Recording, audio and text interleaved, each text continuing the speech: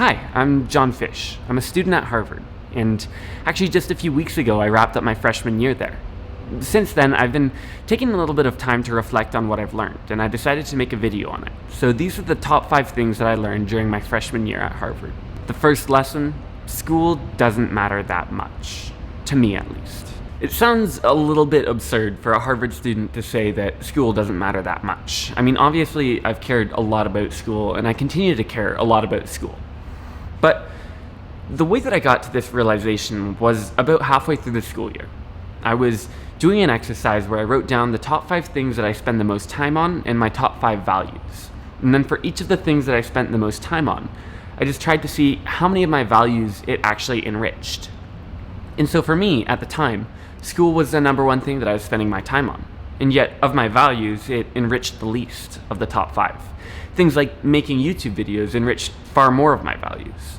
And so I made a conscious effort to shift my energy away from school and towards other things. See, don't get me wrong, I still care about school and I still tried in school, but the 80-20 rule really does apply. That is, I can do 20% of the schoolwork and get 80% of the reward. Maybe not that extreme, but pretty close. And so I decided to do that. And instead of aiming for hundreds in all of my things, I aimed for, high 80s, low 90s. And as a result, I was able to free up so much time on my schedule for things like making YouTube videos and extracurriculars. And I was a happy and arguably more successful person because of it. The second lesson: prioritizing time is hard, especially if you want to be happy. So I've always known that balancing time is hard, but I hadn't really experienced it in practice until the past year. See, previous to this, I didn't really have to dedicate that much time to school or to extracurriculars that much. I had a lot more free time, but in the past year, my extracurriculars have been probably 30 to 40 hours a week, and about the same with school. So on an average week, I'm looking at 60 to 80 hours of commitment. And then you think about, okay, how many hours are there actually in a week?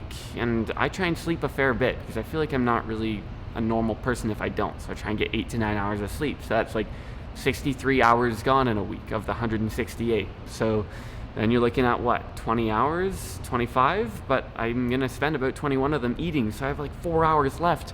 And it's napkin math, obviously, but the reality is I didn't have that much free time. And if I want to do all the things that give me joy and enjoyment in my life, then I needed to get really good at balancing time. So it was doable. I did it for a year, but it was tough. And over the year, actually, I developed a few methods for balancing this time. And I'm going to make entire videos about this later. But the main way that I did this was using my growth book, which, if you haven't seen before, it's a notebook that I created. I put on Amazon. It's now sold out, and I've ordered more, and they're coming in. So stay tuned for that if you want to be updated when they do come in, so you make sure you don't miss out. Make sure you subscribe to my newsletter. But yeah, I created this method of daily planning, and it really did enrich my life, a lot. So that was a huge lesson for me to learn this year, was how to plot my days efficiently so that I get maximum enjoyment out of them, so that I'm the happiest person that I can possibly be. The third lesson: I want to help people with my life. So if you asked me at the beginning of the year what my life goal was, I don't think I could tell you. And while I'm still not sure now, things feel a little bit more defined. See, I realized that with YouTube, what really got me going, it was less the money and the views and the subscribers. Those are nice, don't get me wrong, but what really kept me motivated, what kept me posting videos week after week, was the people, the human impact that some of my videos had. And I found myself drawn to make more of those videos, more about self-improvement and growth. It's something that I really deeply care about, and that I'm realizing a lot of people care about, and that I can use my privilege, because I've been very lucky in my life, incredibly lucky, and I can use that luck to the benefit of thousands and hundreds of thousands of people. And to me, that's just a really worthy purpose, and it's something that's driving me right now. So that feels a little bit like I have a purpose in life now. My purpose is to help as many people become as amazing as they can be. And to be able to say that is a huge blessing, and I'm just incredibly grateful. So if you want to follow along on that journey, feel free to subscribe, because the way that I'm doing that right now is YouTube. But I'm not sure what the future of it will look like. I just know that I'm really excited for whatever it might hold. The fourth lesson: I love weird and diverse courses and knowledge. So first semester this year, I took a weird course. I took a Zen Buddhism course. It was called Zen and the Art of Living, and it was a seminar that had 12 people in it, and then the professor. and it was pass-fail, so we didn't have to worry about grades.